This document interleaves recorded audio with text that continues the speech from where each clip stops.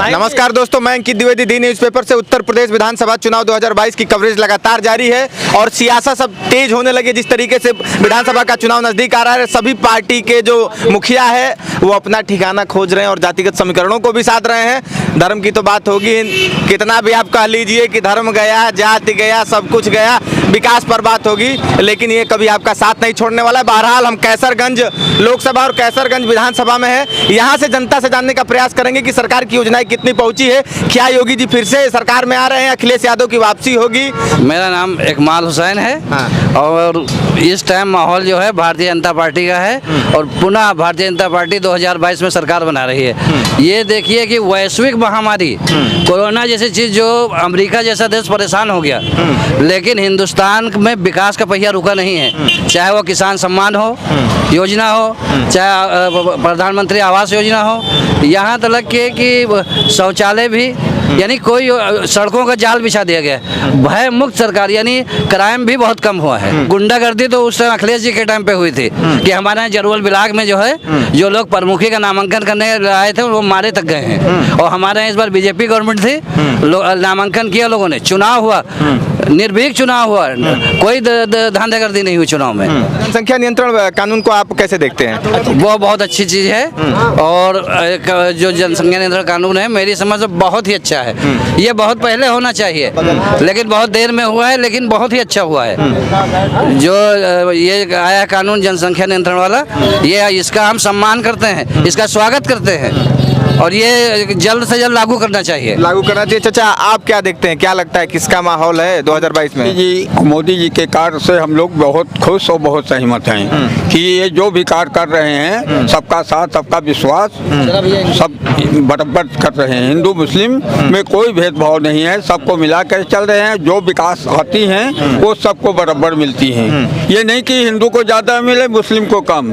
जैसे कहीं कहीं मुस्लिम ज़्यादा पाए हैं विकास का कार्य, हिंदू कम है, कहीं हिंदू पाए हैं, बहरहाल विकास का कार्य सबको बराबर मिला है। उसमें कोई शिकवा शिकायत नहीं है। हमारे प्रधानमंत्री जी मोदी जी ने बहुत अच्छे कार्य किए हैं देश के लिए।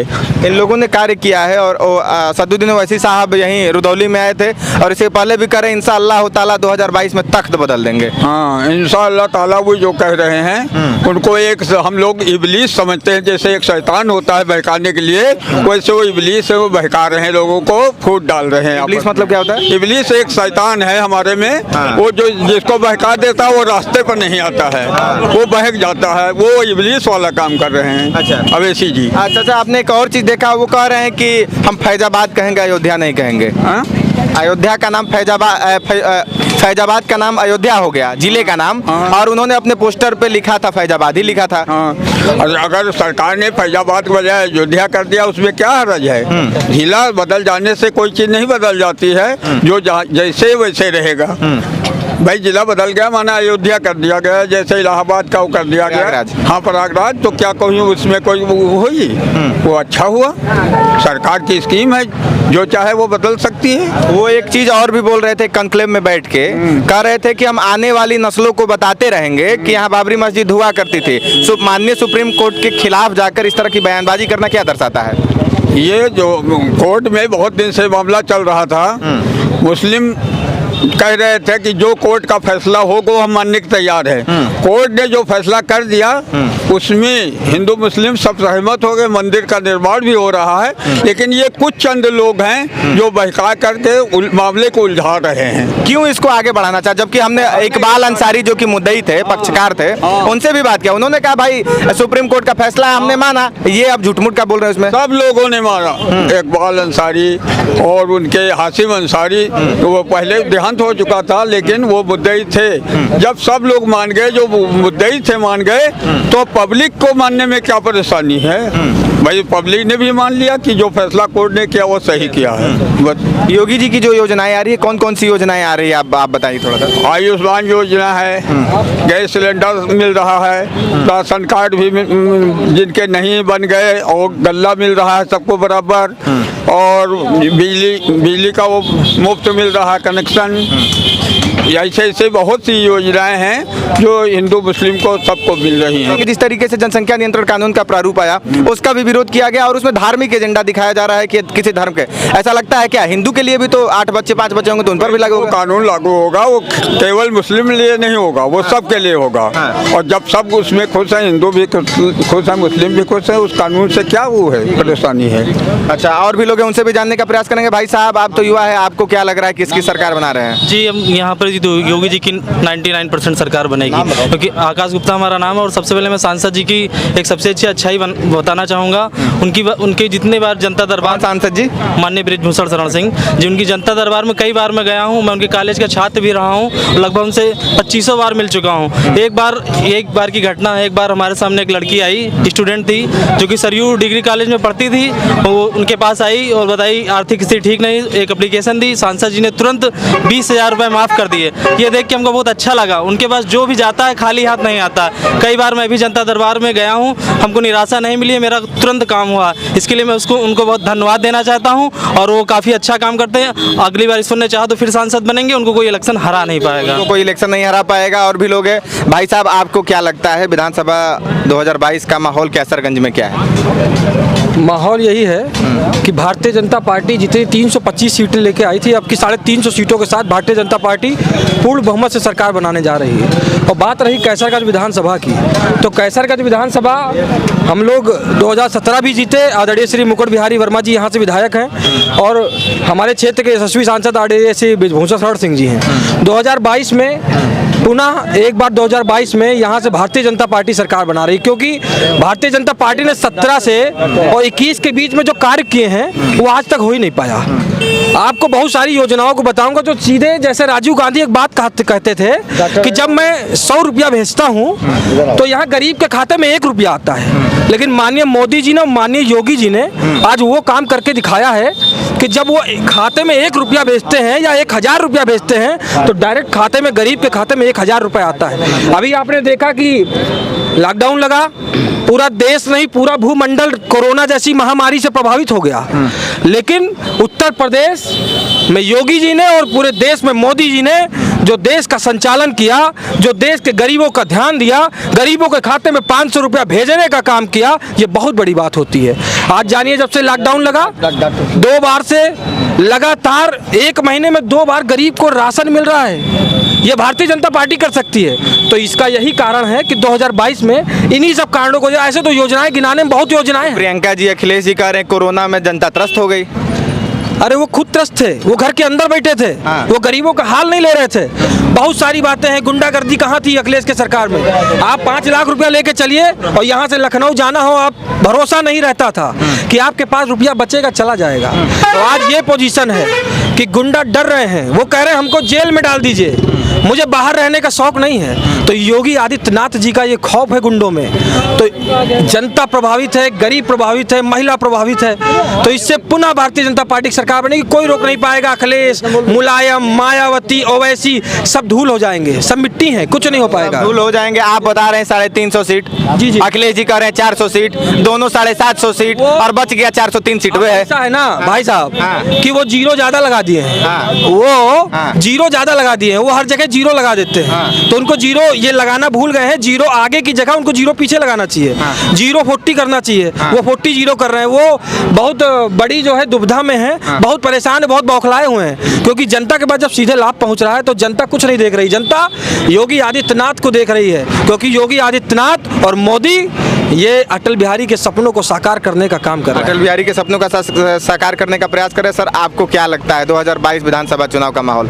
जी सर, बिल्कुल सराहेगी सरकार, वापस आएगी, क्योंकि सरकार का जो विकासात्मक रवैये के साथ साथ जो सामाजिक समरसता आगे बढ़ के आ रही है, तो उस मुद्दे पे जो भी अन्य विपक्षी पार्टियां हैं वो फेल हो जाएंगी, सरकार आएगी। लेकिन एक महंगाई और रोजगार पर भी सवाल हो रहा है, बात आ रहा है, क्या महंगाई रोजगार पर बात नहीं होनी चाहिए? अगर रोजगार की सर बात की जाए जाए तो अंबानी भी प्राइवेट अपना काम कर रहे हैं, वो भी रोजगार है। अगर यहाँ रोजगार, क्योंकि सरकार ने ऐसे ऐसे सुविधा, ऐसे साधन उपलब्ध कराए हैं जो मौके पे ही रोजगार उपलब्ध है हम लोगों को। तो अगर रोजगार की बात की जाए तो हर आदमी को रोजगार मिल रहा है, जो जितना पढ़ा लिखा है उस हिसाब से उसको रोजगार दिया जा रहा है। लेकिन फिर इस तरह का ढोल ये क्यों पीटा जा रहा है कि रोजगार नहीं है? या फिर आपने कहा कि अगर इस तरह की सरकारी नौकरी की देखा जाए तो अंबानी और अडानी भी बेरोजगार है। जी बिल्कुल। हाँ। अगर यहाँ हर आदमी को अपनी योग्यता के आधार पर रोजगार दिया जा रहा है, वो चाहे सरकारी सेक्टर में हो या प्राइवेट सेक्टर में हो, बस ये है कि राजनीतिक पार्टियां जो अपने चश्मे से लोगों को दिखवा रही हैं वो लोग देख रहे हैं। और अगर यहाँ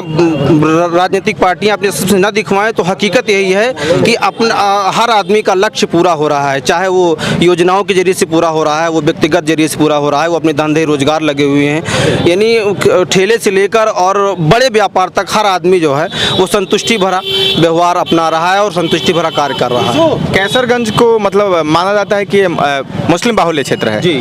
और वहाँ पर बीजेपी का होना, बीजेपी के सांसद और विधायक का होना, ये किस तरह का संदेश है? नहीं, मानिए कैसरगंज की जो जनता है इसको हृदय से अभिनंदन है, इसका वंदन है, इसका आभार है, क्योंकि यहाँ पर माननीय मुकुट बिहारी वर्मा जी जो यहाँ सहकारिता मंत्री हैं, उनके व्यवहार में भी कभी ये नहीं देखा गया है कि वो हिंदू मुसलमान का भेदभाव करके उन्होंने कभी व्यवहार किया है। माननीय सांसद जी भी ऐसे ही हैं, श्री बिरजोर सिंह जी, वो भी कभी ऐसा व्यवहार नहीं किए हैं जो लोगों को लगे कि हाँ ये हिंदू या हिंदू बनाम मुस्लिम व्यवहार किया जा रहा है। इसलिए यहाँ की जो जनता है वो सामाजिक समरसता वाली जनता है, हिंदू मुस्लिम एकता वाली जनता है, लोगों को बेहतर रिस्पांस, बेहतर जो जवाब दे रही है। और यहाँ पर बीजेपी के जो विधायक या जो एमपी चुने जा रहे हैं ये उसी की ये जनता की देन है, सामाजिक समरसता की दिन है। चाचा, कैसरगंज को कहा जाता है कि मुस्लिम बाहुल्य क्षेत्र है और मुस्लिम बाहुल्य क्षेत्र में बीजेपी का विधायक, बीजेपी का सांसद, लोग कहते हैं कि मुस्लिम जो है वो वोट क्या कर रहे हैं कि मुस्लिम है, यादव है तो वो समाजवादी पार्टी को ही वोट देंगे, वो बसपा को वोट देंगे, वो कांग्रेस को वोट देंगे। ऐसा क्यों लोग मान चुके हैं या फिर इस तरह की भावनाएं हैं? नहीं, मुस्लिम बाहुल नहीं है। यहाँ का रेशियो जो है 35-65 का है। ये मुस्लिम बाहुल नहीं है। लेकिन ये है कि जनता जिस नेता से अपना अच्छा समझती है, उस व्यक्तिगत लगाव है, उसको अपना वोट करती है।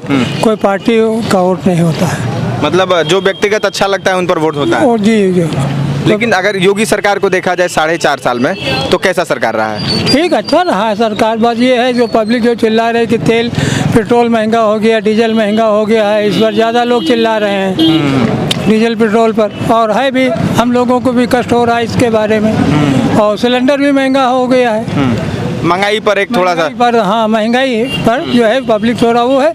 बाकी उनके कार से जो है वो नहीं है। सामाजिक समरसता बरकरार है। सामाजिक यहाँ हिंदू मुस्लिम एकता सब बरकरार है। यहाँ कोई भेदभाव नहीं। पर्वों में कोई दिक्कत किसी भी पर्व में? कोई पर्व नहीं है। वो हमारे पर्व में मिलते हैं, उनके पर्व में मिलते हैं, सब कुछ बढ़िया। ये बताइए कि मैं बता रहा, यहाँ पे ज़्यादा कहा जाता है कि मुस्लिम बाहुल्य, चाचा ने कहा कि 35 और 65 है, लेकिन फिर भी इतना भी हो, अगर 1 लाख भी हो, अगर 50,000 भी हो, तो लोग एक मान के बैठे हुए हैं कि अगर मुस्लिम है तो हम समाजवादी पार्टी को वोट देगा, बसपा को वोट देगा, कांग्रेस को वोट देगा। ये क्यों इस तरह की मोनोपोली बनी हुई है? इस क्षेत्र की जनता जो है मुस्लिम खासकर और सारी विकास कार्य देख रहा है। कौन सी सरकार काम कर रही है, वोट उसको कर रही है। मतलब ये उस भेदभाव में नहीं पड़ी हिंदू मुस्लिम के। जो अच्छा काम करेगा उसे वोट मिलेगा। पहले की सरकार और वर्तमान की सरकार तुलना की जाए जी, पूर्ववर्ती सरकार और वर्तमान, तो अल्पसंख्यकों के लिए सबसे ज़्यादा कारगर कौन सी सरकार रही है और क्यों? ये भारतीय जनता पार्टी रही है। अल्पसंख्यकों के लिए अच्छी सरकार रही, क्योंकि इसने कोई भेदभाव नहीं किया है। लोग कहने के लिए तो झूठ बोल रहे हैं, प्रोपगंडा फैला रहे हैं, लेकिन भारतीय जनता पार्टी ने भेदभाव नहीं किया। अगर रामदीन को 5 किलो गल्ला मिला है तो मोहम्मद शरीफ को भी 5 किलो गल्ला मिला है। अगर अंत्योदय में फ्री गल्ला अब्दुल मजीद को मिला है तो उनको जो है सुभाष को भी मिला है। मतलब भेदभाव जो बता ऐसा कुछ नहीं है। अगर प्रधानमंत्री आवास योजना आई है तो सबको एक जैसा लाभ मिला है। शौचालय की योजना आई उसका भी एक जैसा लाभ मिला है। मतलब कोई भेदभाव देखा नहीं गया है। और सबसे अच्छी बात जो ये हुई है, क्राइम कम हो गया। पहले लोग जो है तो दिन दहाड़े लोगों को गोलियां मारती जाती थी। आज ये जो क्रिमिनल वो भाग रहे हैं, जनता से क्रिमिनल भाग रहे हैं, या तो जेल चलो या विदेश चलो। सबसे अच्छा काम ये हुआ। योगी जी तो कह रहे प्रॉपर्टी जब्त कर लेंगे गलती करोगे तो सही, अच्छा है जब्त कर लेंगे। अच्छा है जो भागेगा तो प्रॉपर्टी तो जब्त होगी। भाई जो लूटा है तो हमारे देश का पैसा लूटा है भाई। इधर उधर से लूट खसोट के सब बनाएंगे सब तो जब्त हो ही जाएगी।